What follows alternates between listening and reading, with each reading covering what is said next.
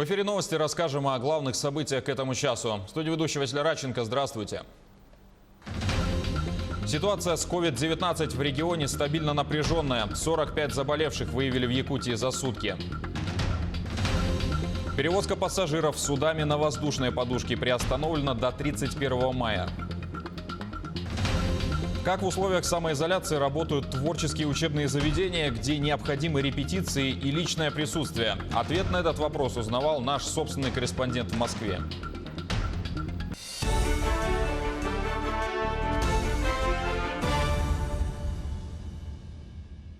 За минувшие сутки в Якутии выявили 45 человек с коронавирусом. Из них 34 человека в Якутске и 11 по республике. Об этом в ходе ежедневного брифинга рассказал глава Якутии. Также за сутки 31 человек выписались из больниц. По количеству тестов Якутия вошла в число лидеров. Однако Айсан Николаев отметил, что беспокойство сегодня вызывает обстановка в Намском районе Якутии. На сегодняшний день количество людей, у которых положительный анализ на коронавирус в республике, достиг 914. За последние сутки увеличение на 45 человек, из них 34 по городу Якутску и оставшиеся 11 по республике.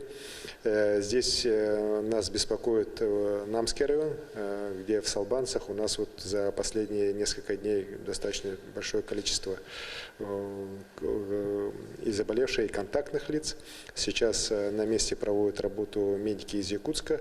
Несколько человек уже вывезены рейсами санавиации в город Якутск. Проходит лечение также и в самих Намцах. Ну, в зависимости от ситуации мы будем дальше смотреть и принимать меры.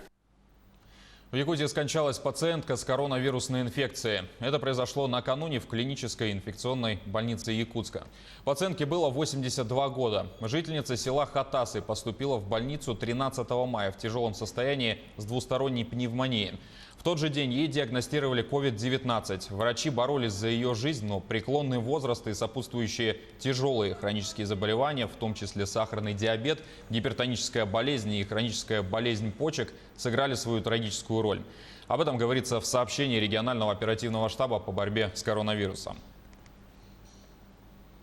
Еще 280 рабочих вывезли с Чаендинского месторождения накануне. Вывез произвели 3 спецрейсами. Об этом также сообщил региональный оперштаб.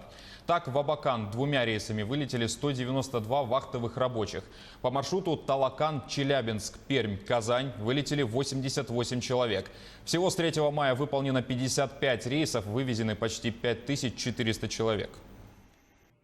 По Чаендинскому месторождению у нас практически вопросы уже урегулированы. Оно у нас сегодня 5500 человек уже вывезено из Чаендинского месторождения. По оставшимся идет работа. Были вопросы по работникам малых предприятий, но я считаю, что вот в течение сегодняшнего завтрашнего дня окончательное решение будет найдено, и они тоже будут централизованно структурами «Газпрома» и его подрядными организациями вывезены за территорию республики. Те же из работников, находящихся на Чаендинском месторождении, которые являются жителями республики Саха-Якутия, они будут проходить обсервацию в городе Ленске, и часть из них уже прибыла в Ленске и сегодня проходит обсервацию 14-дневный карантин. Глава Якутии лично проконтролировал получение медиками, задействованными в борьбе с COVID-19, стимулирующих выплат. Айсан Николаев по телефону пообщался с врачами-инфекционистами и рентгенологами центральных районных больниц Алданского, Ленского, Нерюнгринского районов и станции скорой помощи города Якутска. Медики рассказали, что за март и апрель месяцы полностью получили все стимулирующие выплаты, предусмотренные президентом Владимиром Путиным, правительством России и распоряжением главы Якутии. Заработную плату начислили с учетом переработки. За май месяц также получили авансовые выплаты. Айсан Николаев поблагодарил врачей за ежедневный самоотверженный труд сохранения жизни и здоровья якутян. Постановление 484, постановление Владимира Владимировича Путина, говорит о том, что попадают под эти выплаты всего две категории медицинских работников.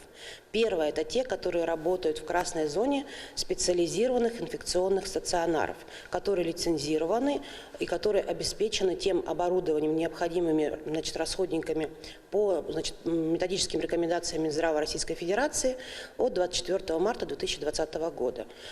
Лица врачебного состава, независимо от своей специальности, либо это офтальмолог, либо это инфекционист, либо хирург, которые получили образовательную лицензию в течение 36 часов, получают 80 тысяч рублей, младший медицинский персонал 25, средний 50 тысяч рублей. Независимо, еще раз акцентирую это внимание, от количества смен проработанных часов, либо какого времени открылся этот стационар. Начисляется по типу единоразовой премии, и дальше уже начисление идет по Трудовому кодексу, если есть переработка по сменам. Вторая категория, которая попадает под эту выплату, это бригады скорой помощи. И вот здесь надо более точно акцентировать, что это только те бригады, которые определены приказом медицинской организации как специализированные инфекционные. То есть это те бригады, которые едут непосредственно к пациенту, у которого 100% есть ковидное заболевание.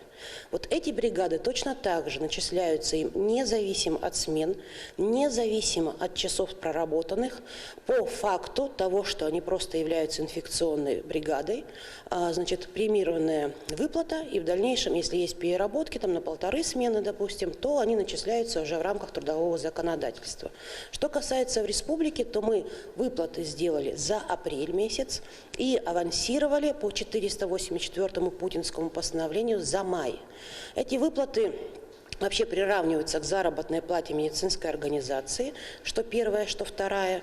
И поэтому за апрель месяц по второму постановлению прочим медицинским работникам, которые работают с ковид, в том числе в зоне риска, будут получать к 1 июня начисления. У нас, кроме этого, есть еще одно постановление, 129-е. Называется оно «Региональные выплаты», которые Айсен Сергеевич утвердил еще в середине марта. Эти выплаты, помимо медицинским работникам, как раз-таки предусматриваются работникам, которые работают в обсерваторах. Это тоже очень важный вопрос. И коллеги, которые работают в обсерваторах, спрашивают, а почему мы не попадаем под путинскую выплату? Разъясняем. Потому что обсерватор – другая форма, вообще не медицинской организации, которая работает в основном со здоровыми людьми. Оно для этого и предназначено. И если в случае там могут быть факты выявления ковидных больных, они точно так же попадают под постановление 129 РГ. Здесь не важно, кто работает, медицинский работник, работник образования, Минсельхоза. Если он работает в зоне обсервации, он также получает выплаты по 129-му региональному постановлению правительства Республики Саха-Якутия. Россияне подали через госуслуги 7 миллионов заявлений на выплаты на детей от 3 до 16 лет. Таковы данные Минкомсвязи страны после проведенного мониторинга. С самого начала услуга стала самой популярной, если судить с момента запуска единого портала госуслуг в 2009 году. В пиковые моменты на портале оформлялось более 3000 заявлений на выплаты в минуту. А в среднем этот показатель составил 1500 в минуту. Напомним, единовременная выплата будет производиться с 1 июня. Денежные средства можно получить на каждого ребенка в возрасте от 3 до 16 лет, имеющего гражданство России при условии достижения ребенком 16-летнего возраста до 1 июля 2020 года. Обратиться за назначением единовременной выплаты можно до 1 октября 2020 года.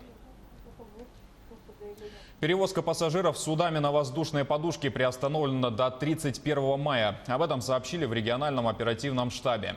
Это касается маршрутов на реке Лени, Якутск, Нижний Бестях, Якутск, Кангаласы, Сотинцы и обратно. На реке Алдан маршрут Мегино-Алдан, Кыскил и обратно. В связи с предстоящим открытием навигации в этот период также приостановлена деятельность по перевозке пассажиров внутренним водным транспортом по всем иным региональным маршрутам. Водным транспортом без ограничений могут воспользоваться следующие категории граждан. Это следующие для получения неотложного лечения по профилю онкология, больные хронической почечной недостаточностью, работники организаций, чья деятельность не приостановлена указом главы республики, граждане, прибывшие и выезжающие железнодорожным транспортом через станцию Нижний Бестях. В результате подрыва затора льда на реке Алдан в районе населенного пункта Дыгдал наблюдается возобновление ледохода и спад уровня воды у села Чириктей. Активная фаза ледохода проходит по территории Усть-Алданского района Якутии. Нижняя кромка наблюдается в 40 километрах ниже населенного пункта Дыгдал. Активная фаза ледохода на реке Лени проходит по территории Кобяйского района Якутии. Верхняя и нижняя кромки наблюдаются у населенного пункта Сангар. Уровень воды составляет 878 сантиметров. Критическая же отметка 1150 сантиметров. По уточненному прогнозу Якутского управления гидрометеослужбы в ближайшие сутки ледоход будет проходить по территории Кобяйского района. Вследствие продвижения волны возможно повышение уровней воды у населенных пунктов на территории Кобяйского района Якутии. Между тем, ледоход на реке Колыме в Якутии продвинулся на 301 километр за сутки. Активная фаза проходит по территории Среднеколымского и Верхнеколымского районов. Нижняя кромка наблюдается у Среднеколымска, а верхняя кромка на 200 километров выше города. Ледоход густой. До выхода реки Колыма в устье осталось 994 километра. Теплоэнергосервис привлекли к ответственности за загрязнение реки в Алданском районе Якутии. Об этом сообщили в пресс-службе Минэкологии региона. Отмечается, что филиал проводил работы на грунтовой дамбе очистных сооружений Алдана. При этом бытовые стоки были сброшены на окружающую местность. Также в отношении компании начата внеплановая проверка по соблюдению природоохранного законодательства. 5 природных пожаров на площади 15 гектаров зарегистрировано на территории республики. Такова информация ГУ МЧС по региону. Леса горят на территории Амгинского, Усть-Алданского и Чурапчинского районов. 63 человека и 4 единицы техники задействованы на тушении.